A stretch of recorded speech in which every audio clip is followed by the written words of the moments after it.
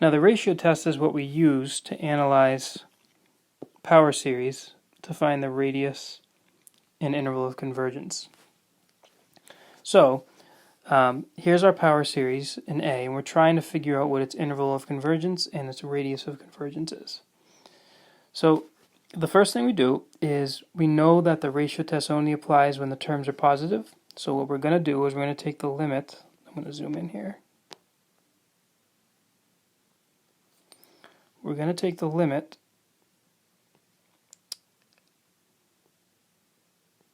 as n goes to infinity. Now I'm going to put absolute values. I'm going to put absolute value bars around this whole expression I'm about to write down. So again, it's the n plus first term according to the ratio test, the n plus first term divided by the nth term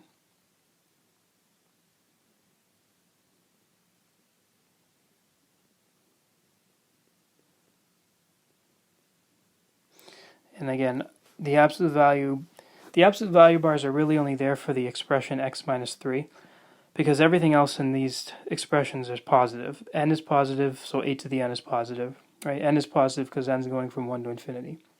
But depending on what x is, that n plus 1, the x minus 3 to the n plus 1 could be a negative because x minus 3 could be negative depending on what x is. So that's what the absolute value bars are there for. Now, we can, not to review all properties of absolute value, but this can quickly be rewritten as this. So that's the only guy that needs the absolute value bars around it.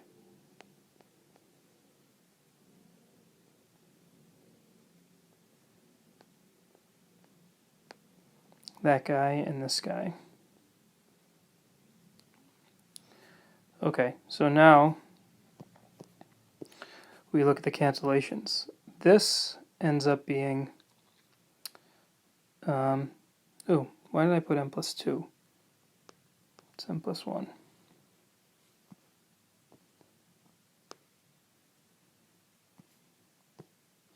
So a to the n and a to the n plus 1, that turns into an 8 down here. That goes away here, and I'm just left with absolute value of x minus 3. So now I can take out an eighth, because there's an eighth that can come out. Now I've got the absolute value of x minus 3. Actually, I can take that out too. That doesn't have an n in it. Anything that doesn't have an n in it can be taken out. So what's left on the inside is n squared over n plus 1 squared. But this goes to 1, which means that this limit goes to 1/8 absolute value of x minus 3 times 1. So it goes to absolute value of x minus 3 over 8. So now what? Well, that was the result of the ratio test. The ratio test says that that's going to converge, that series is going to converge as long as our L value is less than 1. So we want, so let's just note that the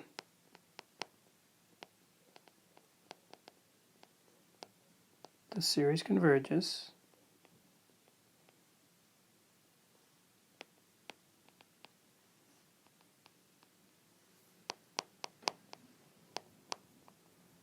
whenever that's the case.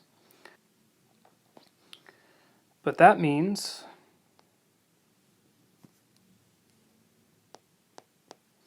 that -1 is less than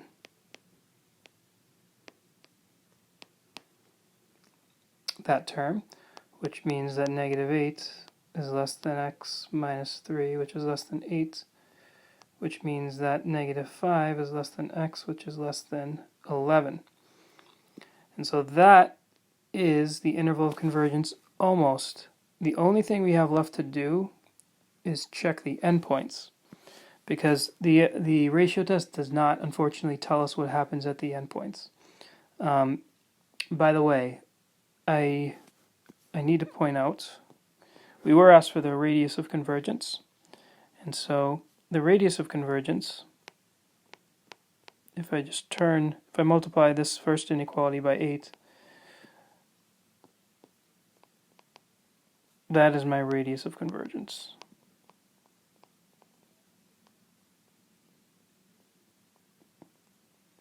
You can see it here too when you look at the interval of convergence, right? The center of that interval is 3, and if you add 8 and subtract 8 from that center, you're going to get 11 and negative 5. But again, back to the endpoints. We're going to have to check the endpoints one by one, unfortunately. So the way that works is we're going to have to plug in negative 5 into that series here, and then we're going to plug in 11 in as well. So when you plug in negative 5, you get negative 5 minus 3, which is negative 8 to the n. So you get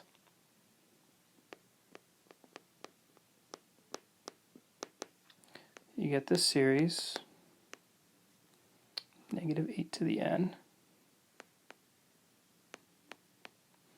over n squared times 8 to the n.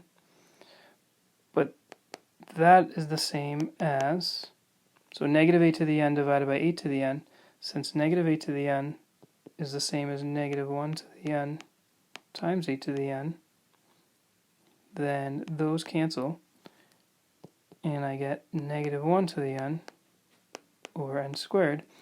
And we know this converges because if you take the absolute value, that series converges.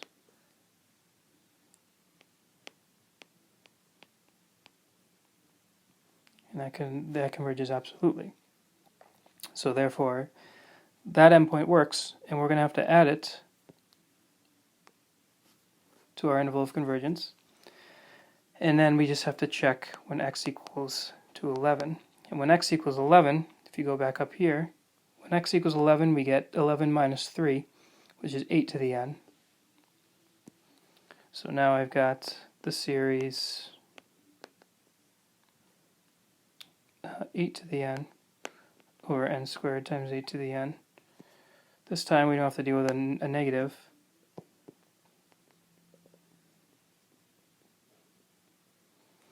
So that ends up being 1 over n squared, and we know this converges. Converges absolutely, which, again, means it converges. We take any type of convergence for these endpoints here, conditional or absolute. We'll get to conditional later. But that is the interval of convergence and the radius of convergence. And so these problems are long, I mean, you can tell. But let's just kind of revisit. We use the ratio test. We got an answer for the ratio test. We know that when that answer, that L value, is less than 1, then the series converges. We found the x value that made that happen, and we checked the endpoints to see what happens there. And there's our final interval of convergence. Let's look at another example here. So to analyze this, we're going to have to use the ratio test. So we're going to look at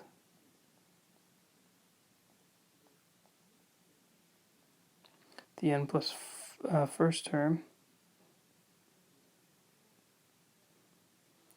divided by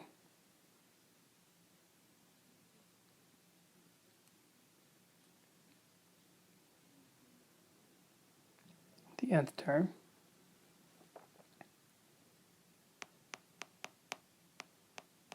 And again, the ratio test only applies with positive values, so that needs to be in absolute values.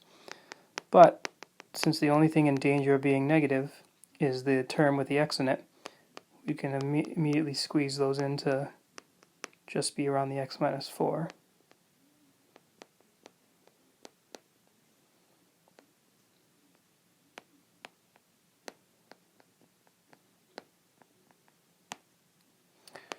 Whoops. The whole point of that was not to use the absolute value bars. Okay, so now you can see that 5s will cancel. These will cancel and leave an n plus 1. This will cancel and leave an absolute value of x minus 4. And so what we end up getting is, I can take the absolute value of x minus 4 out, because that does not have an n in it anymore. What's left in the inside is, I've got nothing on the top, or a 1 on the top, and an n plus 1 on the bottom, but this clearly goes to 0.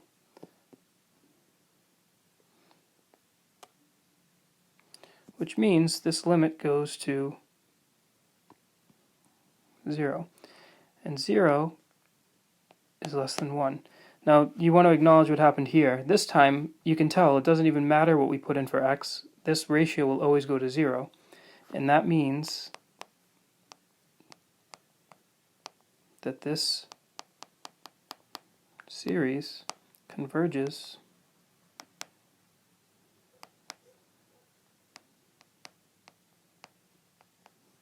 for all x values. So the interval of the radius converges as infinity.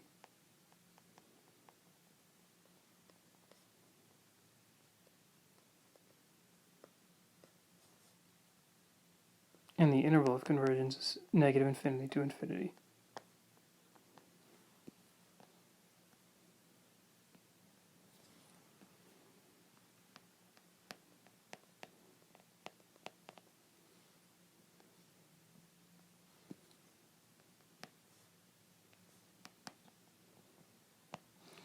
So the thing to appreciate about this particular example is, if you look at the original series, see how you have that factorial on the bottom and you have an exponential on the top?